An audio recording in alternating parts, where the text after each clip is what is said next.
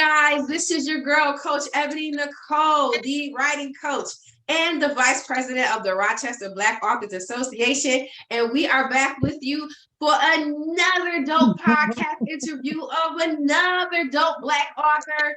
So you guys already know what to do because y'all heard it last year and you're hearing it again today. Whenever, wherever you are watching this video, either live as we are doing it right now or later on the replays, make sure you like, share, and comment on all platforms, Instagram, Facebook, YouTube, and we're also doing what's the platform? Spotify. I forgot what it was. We're over, guys. We have our podcast over there as well. So make sure you like, share, comment, and subscribe where you can. All right. Yeah. Also, listen, y'all know what I like to do. I like to talk and I like to interview people. So to do both at one time, you know your girl in her glory. So glory, you know.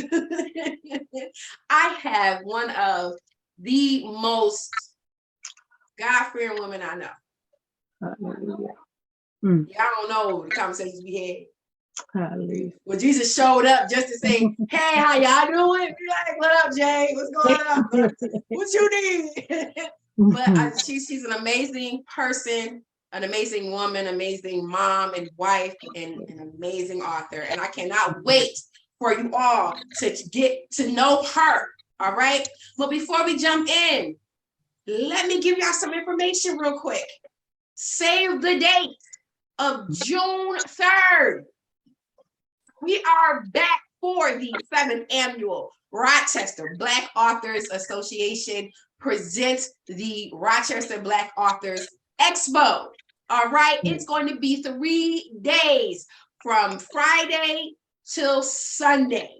And we want you there, either as a vendor, as an author, or as someone who just loves books and wants to come out and meet authors, not only from Rochester, but from across the country.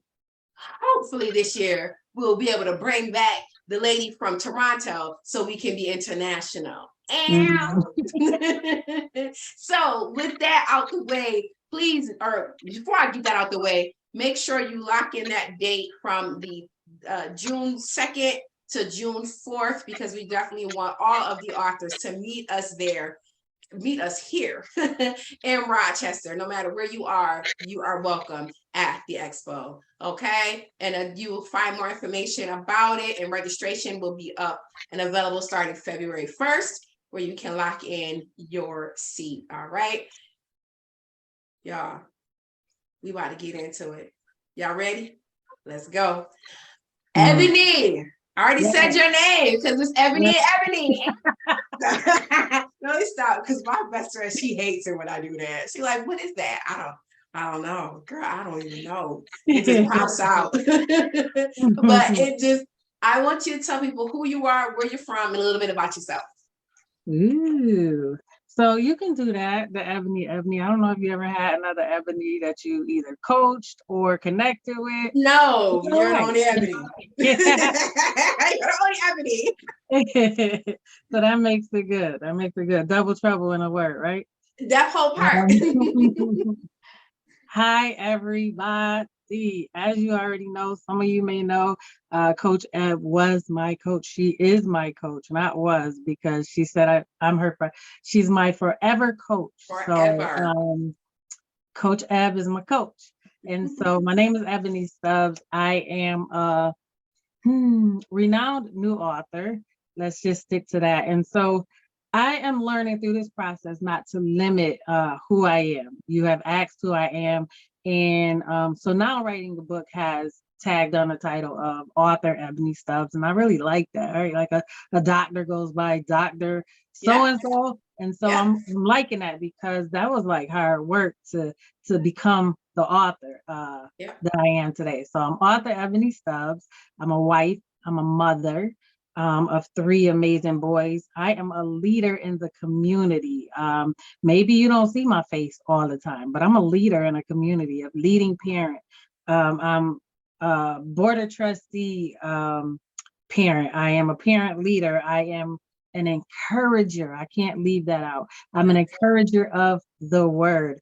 Let Yes. me tell you, I'm a purpose-filled seed planter. Ebony, what is that? Come I am on. that through my process of becoming an author, I am now presenting where I am planting seeds of purpose into any heart that I can connect with, any heart that I come across, any individual. I'm always encouraging other people. So I realize now that my purpose, I am a purpose seed planter. And Purpose so I'll seed do the planter. planting. I'll do the planting. I'll drop the seed, but somebody else is going to come along and water it. And guess Yeah. what? The Most High is going to come on and do what he needs to do. Yes, yes, So, yes. yeah, there we go. There we go. Okay, can I tell you what I see? What you see? Come on. Come on. Okay, so I see some Mm. more like a logo. I see dirt, and then I see a seed, and then I see like a little bit of germination where when the seed begins to grow a little, not too much because that's not your job, but I see a little bit of germination happening, and then I see not a water jug with some water coming out, but there's no one holding it See, because you never know who God's going to put in place to see, water it. But I see. see, but then the words is the name of what he got you doing. So can I confirm? All you did was just confirm. Oh my God. That's all you did was confirm. And so we amongst the people, so you will see that she does not even know. Nobody really knows. My brand as I'm going forward now and I'm working on is Calm Expressions. I've already had that, but I've rebranded it because I no longer just do hair. Yeah. So Calm Expressions, I have planting seeds of purpose. And on that logo, it's already set, and I'll show you later. On that logo, you have the branch, and there are leaves that are withering off of that seed, the letter C. You did nothing but just confirm and speak more life into what I needed to move as I move forward. So it is Calm Expressions, planting seeds of purpose. And I'm just trying to see where is he taking me with it. But the logo is already set, and you just spoke life to it. What? You just spoke life to it. Come on here. I'm just literally listening to you. I'm like, oh, I see that. That's he does, okay, God, I get you. Sometimes it's not always a hearing, but it's Yeah, a vision. It's the yeah. see it, and it just be like, yeah, I know that wasn't my creative. I'm not that creative. So I know that was my creativity is in writing. So when it comes to visuals and stuff, I'm like, I take no credit. I don't have it in front of me, but I'm gonna show Credit. you later. I'm gonna show you later. Oh my goodness, I can't wait to see it. Yeah, But you became an author last year. I did. You began writing in I was October, November we started, and you wrote your book in like it didn't even seem. I think November, and then I think by the end of December you were like, I'm ready. I'm ready. What? Yeah. You're right. Where did this come from? Where did this drive to say, finally, I got to get this done? Y'all's daughter needs to be told. Where did this come from? It came from a place of fear, if I can express that. Why do I say fear? Because at that time, and I speak to this boldly, my husband was facing and fighting COVID. So in the hospital, I could not get there to him. I could not be there with him. So therefore, I am at home and I'm tending to the kids, trying to be strong and still live life and be strong on his behalf as he is in the hospital, right? And I take the kids to a trip to Barnes and Nobles to get a book. And from that book, I started reading a specific book that stood out to me.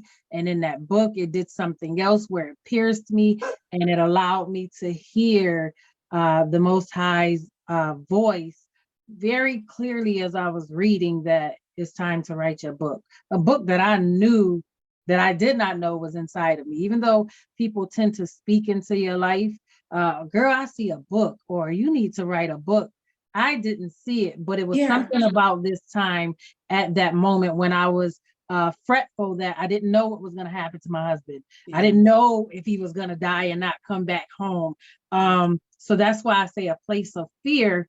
I was able to be sustained sitting there reading and hear that voice clearly. It is time to write your book. Would I have been in that place to hear him if life was just going like it normally was? No. So out of that place of fear, I was humbled to hear the voice of the Most High and tell me in my own spirit, it's time to write your book because of something I read out of another book.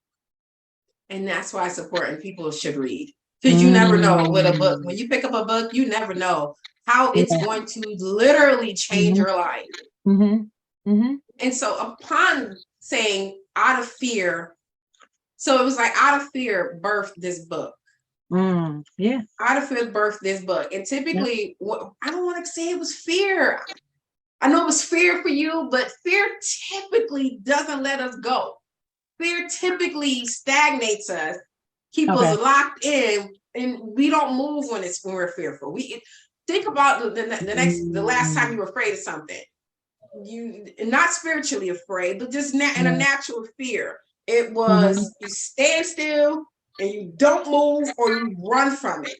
We very rarely run towards it. Now, if we want to go a little spiritually, that's what because David after Jesus, David is one of my favorite persons in the Bible. And so when he went to go fight or he went to go feed his brothers, and his brothers were sitting under the tree while Goliath was talking so much junk. They were terrified. They didn't move.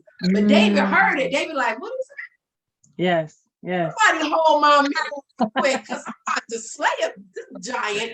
And so he ran at what everybody else was afraid of. So I hear you say fear, but it's just a lot more than that. It's a lot more than that. I think it's absolutely beautiful that you didn't allow the fear to keep you stagnant. You actually moved. I'm so grateful. And as I told you before, man, obedience is better than sacrifice. Yes, it is. It's better than sacrifice. Had I not jumped on what he told me to do, where would I be right now? Right. Well, it's a good thing you'll never have to find out. Yeah. You'll never, ever have to find out what would have been on the opposite side of disobedience. Right. What that would have looked like. Absolutely. So as an author, what are some things that you say have been a major win for you? A major win for me is, as I just stated to you a minute ago, being obedient. Why? Because I am reaping the benefits of that. What are the benefits? I am learning even more of who I am. I thought I knew who I was, but at this point right now, there are doors that have been opening, even, a moment like this to be able to share, because you don't know where it may end up. Yeah. And then the divine connections that come with it. I was able to, through this process, after being an author, I was able to be a part of Kwanzaa. I've never been a part of Kwanzaa. I've never even had the thought process of learning anything pertaining to it. And so I'm learning new things. I'm connecting to new people. Different spaces are opening to be able to get this book out to as many individuals as I could. Yeah. And I'm reaping the benefit. I see it. I see it. It doesn't even have to be swift. It doesn't even have to be quick. But I'm telling you, since August of the book signing, the experiences and the connections that I have made, even going to Irondequoit Library in December was an experience because I was on different territory. Why? Let me be honest. I almost put the stat of, I'm crossing the red line, folks, because we know that red lining is big. It's big and it's real. Yeah. And so being in Irondequoit Library with a book was unique. And I didn't even take it to the fact that I knew my book probably wouldn't get sold that much in there, because I'm in a different type of culture area. I knew it. But guess what? I was able to make divine connections. I was able to speak into maybe somebody who didn't even understand me life. And I Wow. even met your, I want to say your partner for rock for this organization that you're in Yes, now. Katira. Yep, Katira Tyra, Polo. we connected, and I even Yep. connected with another author who's same thing. It was just about just getting out there and connecting with other people. Uh, it's just amazing. It's amazing. It's It's amazing. just so it opened up doors for you to Mhm. connect with people you probably wouldn't have had the opportunity to encounter. That is correct. And That is authors correct. need to, when you become an author, it is literally the first, it literally opens up doors. Yeah. Because when Yeah. people hear, oh, you're an author, they're like, oh, really? Yeah. Always wanted to do that, but I'm this, I don't want to, and I'm, they have their list of why nots. But then Mm-hmm. when they meet someone who has, Mm-hmm. like, wait, this is possible? Yeah. Can you do this? Yeah. And so just by you taking initiative and doing what God had instructed of you, Mm-hmm. you don't know how many seeds you planted. Nope. You Nope. find out though. He always Yeah. lets people know. He let the people know, like, okay, yeah, yeah, you did it. Thank you. And this is what now you're gonna learn. Yeah. I'm getting some feedback. Hold on real quick. Let Yeah. me make sure I don't have anything opened here. Mm-hmm. So let's see what else could possibly be open. Okay, I close everything, so hope that works. All right. So you got your rewards. It's opening up doors for you. Now you in spaces and you cross the red line, as you would say. What are some struggles that you face either before, during, or after becoming a published author? Just it doesn't have to be. It's just because my thing. I reason why I ask authors this is because I want aspiring authors and new authors and even seasoned authors to know it's not always the glitz and glamour that we see. Oh, I sold No. 1,000 copies of my book in a month, but your Yeah. book came out 2 years ago, and so you not saying how you were barely getting sales the first year. Then the second year it Yeah. happened, you was getting like 10 sales in a month. Now, Mm-hmm. so take us through that. So I don't mind the glory. Mm-hmm. It's why was that glory been how did you really celebrate? But Mm-hmm. I want to know, what are some struggles Author Ebony Stubbs has faced along this journey? Yeah. Let's start and put it just how you said. You said beginning, middle, and then kind of Yeah. speed it up to now. Beginning, what was my struggle? So I really like telling people this, and somebody else probably look at me like I'm crazy. And when I was speaking at one of the engagements, I did have somebody in the crowd. I've seen them look at me all crazy, to the degree of I do not mind sharing that I have a high school diploma. After my high school diploma, I have been to trade school, hair license. So writing is not my profession. You have you where you are, that's what you love to do. Guess what? I didn't. So when I tell you I didn't foresee a book, I didn't foresee a book. That doesn't mean I can't write. Thank goodness, because you have editors, you Yeah. have people who are they specialize in that area. Yeah. So you write the book, and obviously if you got a writing coach, you got editor, that's where their work come in at to Mhm. help you get it to where it sounds good and it's perfected. Yeah. So that was a big struggle for me. Even though I write, I got pads, I got notebooks, journals. I've never had to organize my writing. I have stuff everywhere. So I write, but I'm not an organized writer. So writing the book, I had to become organized. And thank goodness for Coach Ebb. Her thing that I purchased, and you can say it to clear me up. Your program that I purchased before I wrote, which helped me to get it organized. Mm-hmm. And you know what I'm talking about, right? Yep. The Bold Writers writing course. Okay, the writing course. It helped me get organized in my writing. Also, what was a struggle was having to write those real inner feelings and letting them out to the world. What are they going to think of me? I can't write names.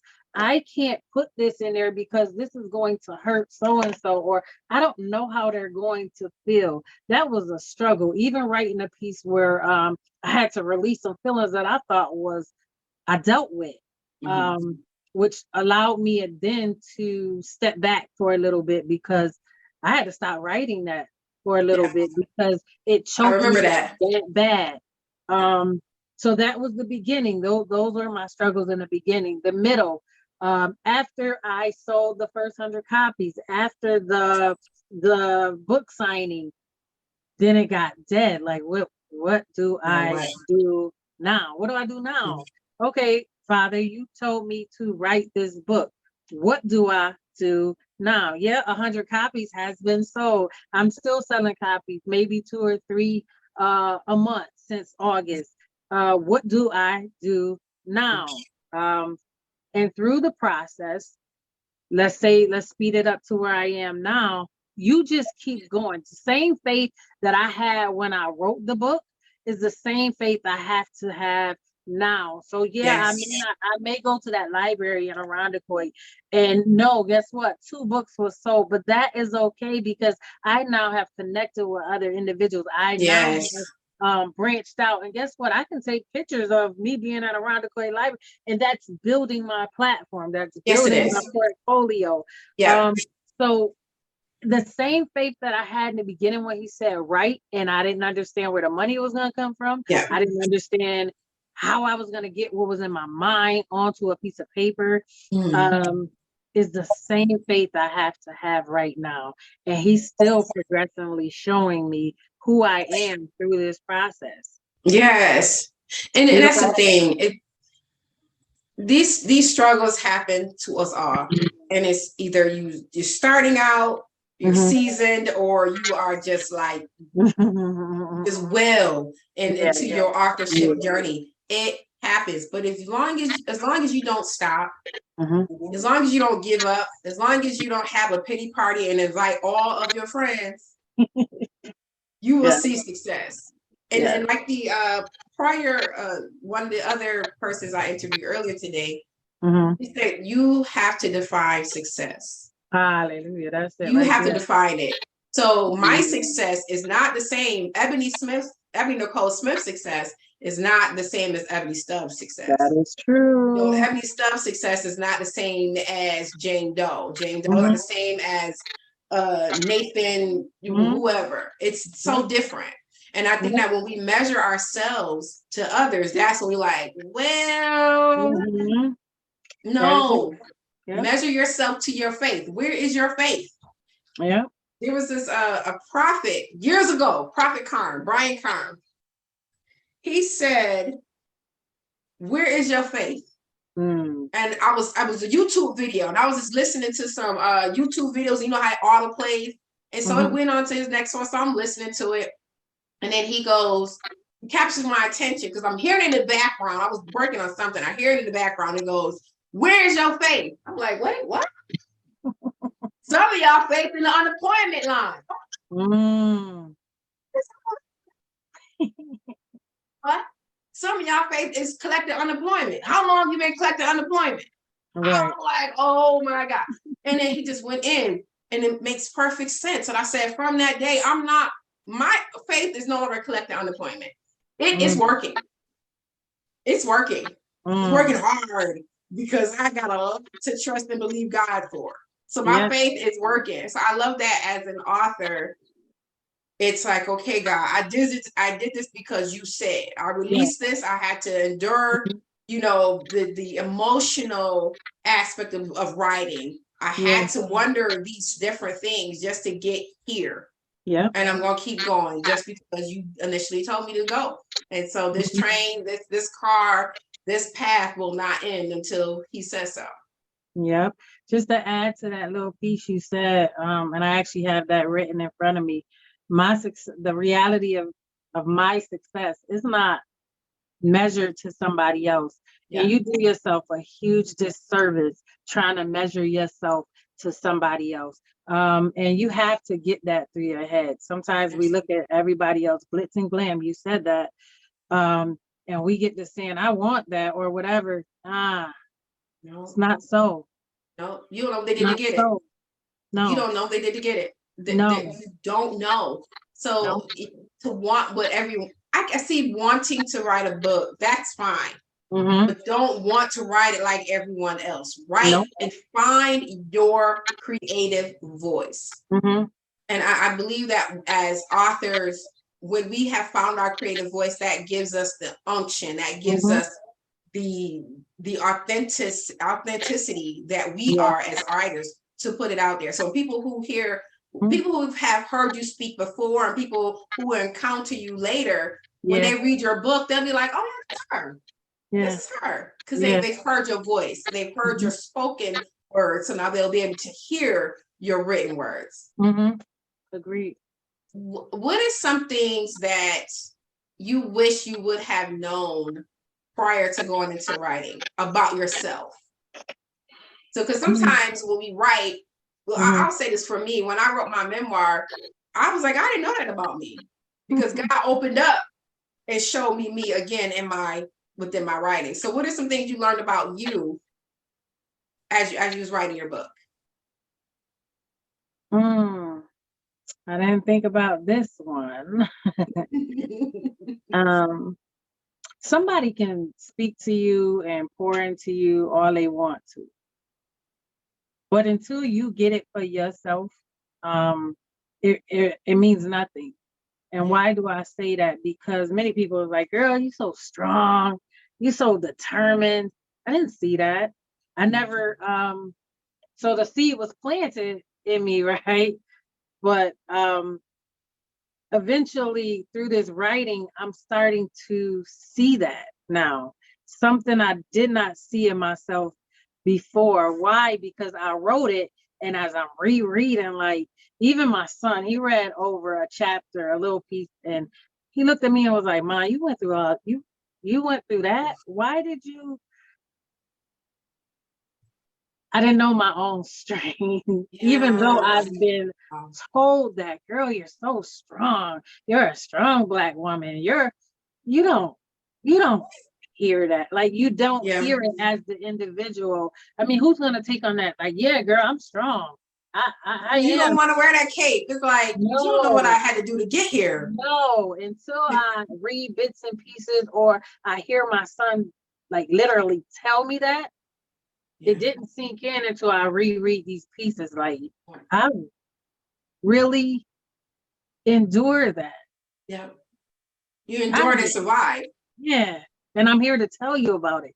Yeah. So that's something I didn't realize about myself. Yet people tell you, it really didn't sink in until I reread my writing. Um, that is who I am. Yeah. That is who I am. It came alive.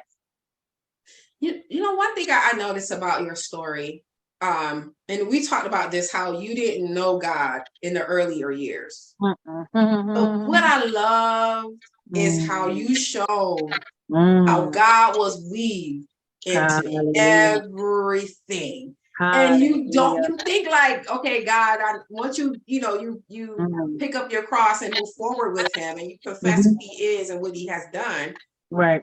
then you see like, oh yeah, he was always there. And you think about recent things. But Yeah. you went all the way back to childhood Ah. to this to realize, God was really Yeah. me. Like, Yeah. and how did that feel recognizing him then as opposed to now? So like now you recognize him. Mhm. But what is it like to go back? Because you shared quite a few things that you Mhm. had gone through and survived, where Mhm. others could have been checked out of here Yeah. in a number of ways. Right. But you survived to tell your story. What was it like to realize, like, to see him there in those prior years? Now, Hallelujah. Hallelujah. let me take this moment just to tell you, if you do not know God for yourself, if you do not know the Most High for yourself, you have to. And as she said, through this writing, Jesus. that's what you're going to get. You're going to see that he was planted everywhere. But I'm going to give you the word right now, intentional. The Most Yes. High is intentional. He's been intentional from the time that he created us. He's been intentional from the time that you go back to the word of Genesis and you hear, in the beginning In the was the word, and the beginning. word, he's intentional. This is. He's intentional. Where we're out here getting stressed about life and about these daily things that's weighing us down. Guess what? It's all the fight is already fixed. It's That part. already won. He is intentional. And so even in the beginning, he told us that these things had to happen. He was going to send his son. He was going to send the Messiah. He told us that. He was intentional about how he did it. Every word, every line that you go through the word, even though things have been taken out, manipulated, turned around, put back, Lord. and mixed around, you cannot take away the intentionality that he really put in that word. And if Yeah. you are his child, if you are listening and obeying, you will see through the pages that he was intentional about everything that he did. And so I'm so grateful to understand the intentionality and be able to tell you how intentional he was from my birth, from Yeah. when my mother found out she was pregnant, from when her mother found out she was pregnant, from when her mother Oof. found out that she was pregnant. He was intentional. Yeah. Yeah. Yeah. Intentional. That's the word that you're going to find in this book. That's the word that I know our God to be. He's intentional. He's intentional. Nothing It takes hurts us by surprise. It hurts to see what we're seeing right now going on in this world. It hurts to see the babies killing each other, but these Yeah. things are intentional from the Yeah. Yeah. beginning.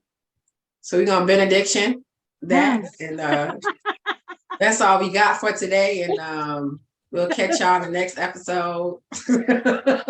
Yo, Mm. because that Mm. just he is.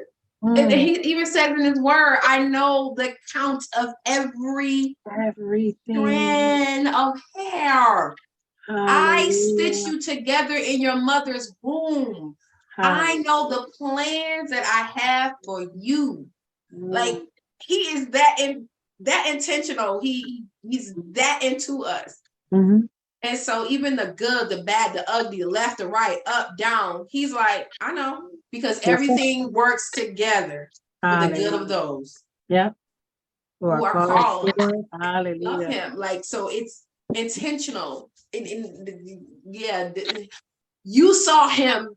You probably didn't see him then. You can't see what you don't recognize, and you can't see what you don't acknowledge. But Mm. going back, when reading your Mm. story, I remember you was like 6 or 8 when you started doing hair.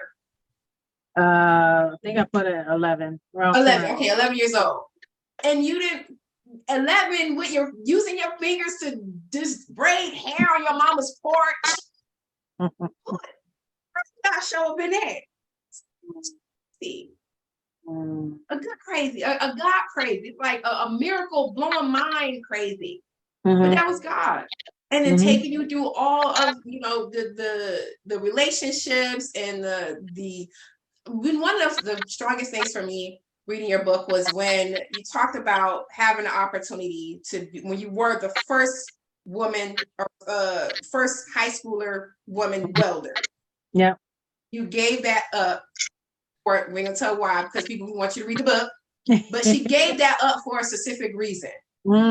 Hallelujah. God was still there. Mm. God was still there. And so I say that because Mm. as authors, we may want to give up. You know, I'm gonna put out this one book, but I don't want to do another one. But don't give up because God is still in that too. Mm. God is in your book 3, he's in your book 8, he's in your book 12. You just got to keep going.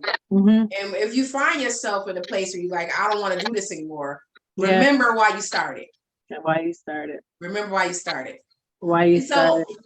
for you, I want you to, I know you have a copy of the book there with you. What would you like to read for us today? I'm going to do something, and I have yet to touch this chapter for my own reasons. Even though I wrote it in the book, for my own reasons, I have yet to touch this chapter.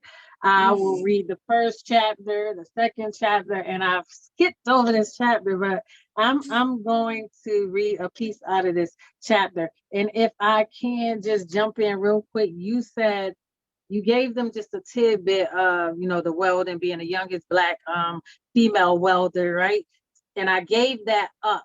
You have to go read the book to understand why. Yeah. But I told you earlier that I was a purpose-filled seed planter. Yes. And so in that chapter of you going to read to understand why I gave it up, you're going to see that seeds of deception was planted, and it was planted in me. And guess what? They grew because I began to say what I wasn't off the seed that was planted. And so that is why I am now walking in my purpose of a purpose-filled seed planter, because I know what seeds of deception look like. Glory. I know what they look like. I'm aware of seeds of deception. So that's not me. You're not going to get that from me. You're going to get some purpose-filled seeds from me. Yes. Come on. When you can recognize that's like discernment, because you can see before people even expose it. Because God's like, do you see that over there? And you're like, oh, I see you. Okay, well, I'm going to rebuke you real quick, and I'm going to cover it up with Christ. Right. So when you are ready, go ahead and read the chapter you've been avoiding. All right. So the beginning of this chapter is called Love Shouldn't Hurt. And each chapter you're going to get, you might get a little prayer from me in the beginning, or just me encouraging and hyping myself up. So this is the little hype part, and then I'm just going to read the little chapter out of this chapter, Love Shouldn't Hurt. It's called, it starts with Dear Self. As you enter this chapter, know that you are about to be set free from the roots that still linger in the soil of your heart. This is not particularly about anyone else but you. It's okay to be selfish sometimes. And in this moment, it's that moment. This is your truth, your path, and guess what? Your pain. I know you will never intentionally hurt anyone. If anything, Father Yah wants you to release, so that you can help someone else understand that if he freed you, he could free them too. That's me hyping myself up to start this chapter, and that's what I had to do. So in this chapter, we got it quotated as, is love blind? Question mark. I once heard that love is blind. Well, I can attest to that. It is. The man that gave me the attention I longed for stole my heart, and he wouldn't give it back. Over the many years, the intensity, the love that I felt for him overruled the layers of hurt that he caused me.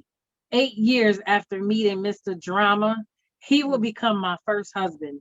A year after getting married, we decided that it was a good time to have a kid together. Despite all that happened, no one could tell me that he didn't love me. We could fight like Ike and Tina, and then be like Bonnie and Clyde the next day. Our love was so unhealthy, and I was so broken on the other side from the constant deception and lies. But how broken was I if I kept accepting it? I'm not gonna read no more. How broken was I if I kept accepting it? We all got our baskets, and we carry it because that's our safety net. But when God said, give it here, you're like, give me the basket. Give it here. Give it here. He's like, no, Jesus, this is comfortable for me. Or better yet, if we got a jacket on and we were so used to wearing it, and God said, take it off. You're like, well, I want to. Take it off. You have to get to that point where you ask yourself that question: how broken was I? And when you reflect back on that brokenness, it's like, and I still made it. I think about the part I put in there that we will fight like Ike and Tina, then the next day be like Bonnie and Clyde. I could just keep seeing that clip when Ike and Tina came in the hotel and she fixing her shirt and Yep. he whatever and they had to come. Yo, it was just like that. Like, oh, what the part where they were in the limo? yeah. And And they had got out the limo, him? then they went in the hotel. Yep. Yeah, we had Yep. to check in. And you just fixing yourself like nothing just happened a minute ago. Tomorrow we cool. Like love shouldn't hurt. So the title of that chapter is Does Love Hurt? Should love hurt? Love doesn't hurt. No. The Most High has given us in His Word what love feels like. Yep. Love is patient. Love is kind. Yep. Love is all those things that. And it didn't mean that you won't go through, but love is patient. I see it. I know it now. Love is really patient. Yes, it is. Yes, it It's is. kind. Yep. It is. And I think He loves us. I'm quite sure if anyone hasn't picked up Ebony's book, you are doing yourself a disservice. That's all I'm gonna say. Okay. And I'm hoping that as you are hearing her share her story with her personal story that she's written and those things that are outside of what she's written, that you are getting a glimpse. You understand you're getting a glimpse. To get the full picture, you definitely got to write a book. But what I appreciate is that you share the Ike and Tina and the Bonnie and Clyde, where there are a lot of women who are familiar. Oh, let me take them back. Men and women who are familiar with the Ike and Tina, Bonnie and Clyde. And the goal is to get them out of that completely. But they got to see and understand, okay, somebody had gone through this and she got out of it. Now she's in a healthy marriage with a God-fearing husband. Like, I remember one time your husband came up to the job and I was like, oh, hey, hi, we was talking my God. It was another time I had met him. I was out with my youth organization and he came out to clean. They had him and some other guys came to get our stuff. And we just out there, everybody else gone, me and him, and we just staying there talking about God. Oh, we just talk about everything. And it's just like, this is what I love for you, because knowing where you came from. Now, I don't know all the details. I don't know what you shared with me, but know where you came from to where you are, how this man not only covered you and it brought you into his life, but you also covered and brought in your son. Yeah, absolutely. That takes that right there by itself. But go ahead. We said the word intentional earlier. Yep. If you let God do what He has to do, listen, we'll be good. But inside the story, you'll hear me reference to a lot about the children of Israel. If you do not allow the Most High to do what He needs to do for you in your life, and just guide you, guess what? Just as it took them 40 years to get it on that journey, it's gonna take you that much time. And then you end up back at square one. I got tired of being tired. Until you get tired of being tired and you literally hold up your hands and really allow the Most High to drive the vehicle, guess what? You're just gonna keep going through the same revolving door. So you just hit it on the head. When I say to my husband now, when I say he has given me and shown me what true love really looks like, I could not ask for anything else. I tried to run from it in the beginning. I was messed up. When you come out of a relationship, like I told you, Bonnie and Clyde and Ike and Tina, then you try to bring that into somebody who's just as calm.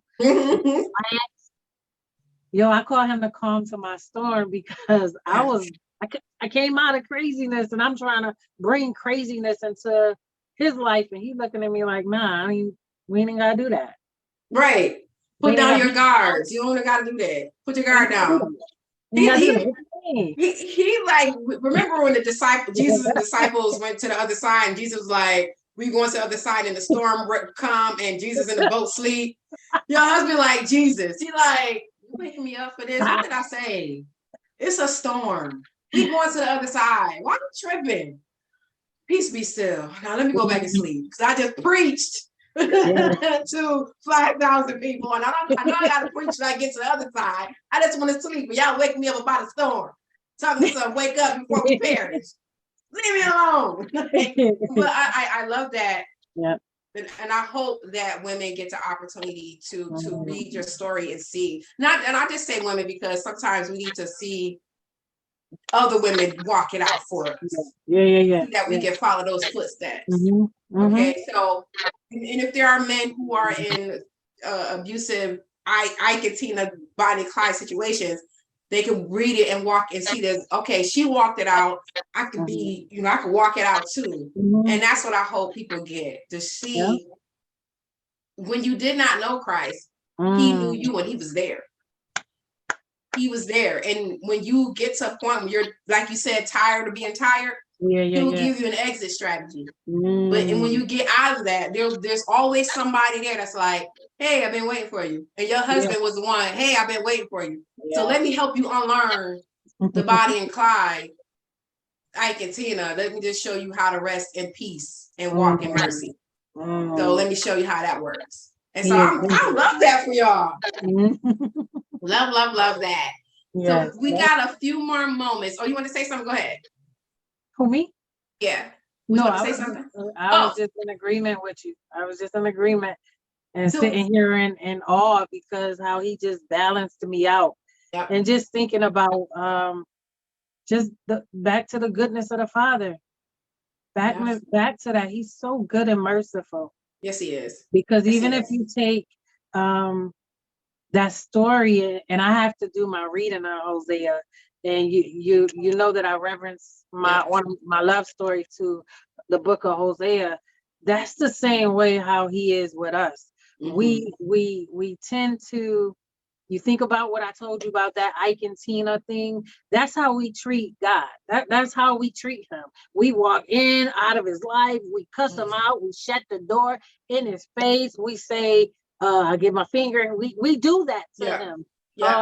And yet he is just standing there waiting. When you're ready, come back. Still showing you grace and mercy on a day-to-day basis when we don't deserve it. We are filthy. That is an example of filthy rags. We're so dirty. Look how we treat him. But now when you reverence to my husband now and you imply that to the book of Hosea, man, he's just like the Most High, just patient, waiting. You don't got to do that, Ebony. You don't got to act like that. I'm here. I got you. I said I'm going to take you through. I'm going to show you what love looked like. I'm going to show you what real joy looked like. Just calm down. Just calm down. You're like, wait, I always had to be on the fence. I always had to be waiting for the next shoe to drop off. I got to be ready and prepared for when to drop off. And I laced this shoe up. It's not coming off. And both shoes are laced. They're not coming off. So you're waiting for nothing. Just chill. Like you said, relax. And I love that because a lot of us, a lot of women don't have the opportunity, the privilege of relaxing. Hallelujah. It's always on to the next. And sometimes it's waiting and having that peace within. But that peace within can't come if it's chaotic everywhere around us. Hallelujah. So yeah. And that just gives even with your sons, to have the head of your home that strong and showing them how men operate and how they should treat any woman that's under them, especially the wife or daughter.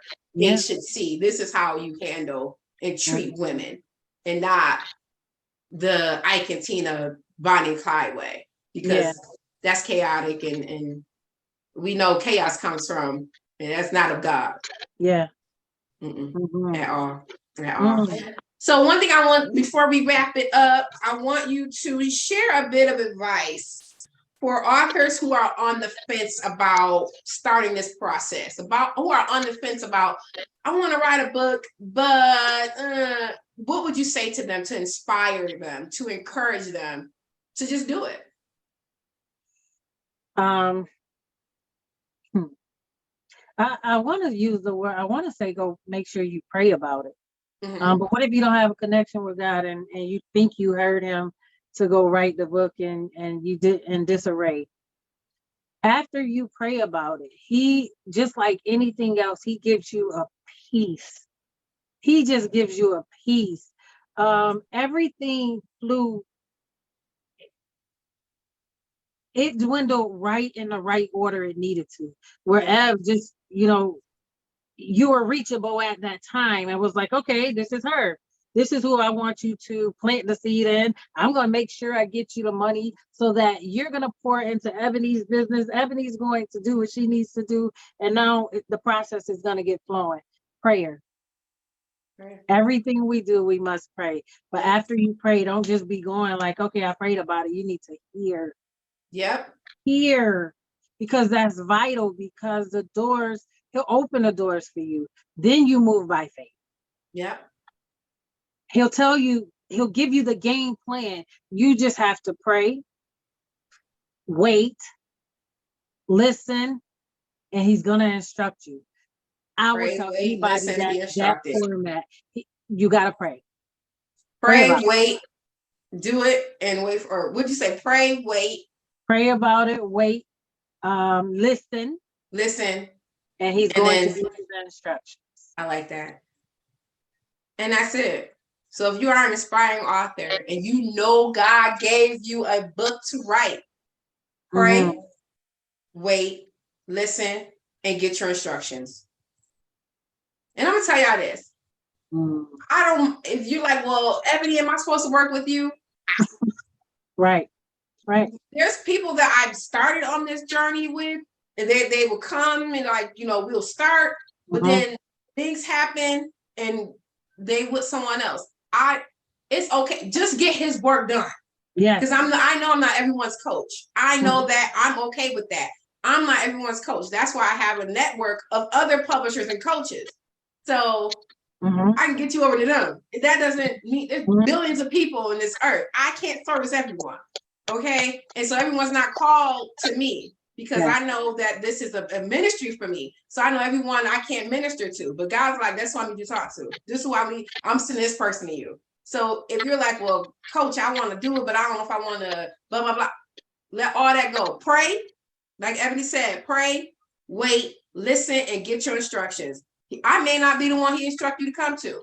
And that is A-okay. All right. Just listen and do what he says, and you'll get to the right person. Ebony, people want to buy your book. Where would they go? I'm gonna hold it out to you. You are going to go to my website, Yah's Daughter, and that's YAHDAUGHTER. No, sorry, don't about to give you my email. I'm so sorry. You're going to go to ebonystubs.com. It's just I that was like, simple. I thought that was. I'm trying to give the team that. No, I'm not that equipped, but I do have an operating website you can go to. I'm still flourishing, trying to figure out my way through, but you can definitely go to ebonystubs.com and you can order you a book, and I'll make sure you get it ASAP. Awesome. And what's your how can they connect with you on social media? If you are on Instagram, it's Yah Daughter 3. That is my Instagram name, and then author Ebony Stubbs on Facebook. There you go. You guys, I'm telling you, that's why I was excited because I already knew. Let me give you a little backstory. My calendar didn't update with her because we supposed to be on this morning. And I'm like, I only have one. 14. No, that's somebody else for the 14th. I got my days mixed up. So like, girl, can you do 3 o'clock? She was like, yes. I'm like, thank you. So that's why we here now. But I was so excited, like, yes, because I knew the nuggets that she had to share had to be released. Like you can't hold it in. So when you guys listen to this, don't just take it, oh, that's just Ebony and Ebony talking. No, listen Mm, and then move forward. yes. If you are on the fence, she said, pray, wait, listen, listen, listen, and then get your instructions. Okay. That's all we got for today, you guys. I am Ebony Nicole, the Vice President of the Rochester Black Authors Association. You can find us on Facebook at ROCBAA2015. Instagram is ROC_BAA. YouTube is just simply our name, the Rochester Black Authors Association. Please do remember and lock in the date of June 3rd for the 7th annual Rochester Black Authors Association presents the Expo, the Black Authors Expo. We are very, very excited. It's going to be a 3-day event starting on the 2nd through the 4th. We have so much going on, and we want to make sure you are there. If you are an author who would like to be one of our featured authors, just DM me or one of our other board members. If you are a vendor, you have a service that's non-book related and you want to be there as well, let us know. We can get you a table as well. And if you are an avid reader, you're looking for the next best author that can become your favorite author, meet us there. You are welcome. All right. And if you are an author and you want to chat with me, go over to our website, rockbaa.org. You scroll to the bottom on the first page and you just click registration and you can fill out the date and time that you want to chat with me, and we'll do that. We do ask for a small donation of $10. It is an ask. It is not mandatory. If you can't do it or you don't want to, just make the donation boxes, put 0 in there, and it'll let you proceed, okay? But that's all we got, you guys. And whenever you see this video, make sure to like, share, comment, and subscribe when you can. Thank you all again for joining me for this interview of author Ebony Stubbs on the Rochester Black Authors Association page for the Black Authors Rock podcast. Thank you.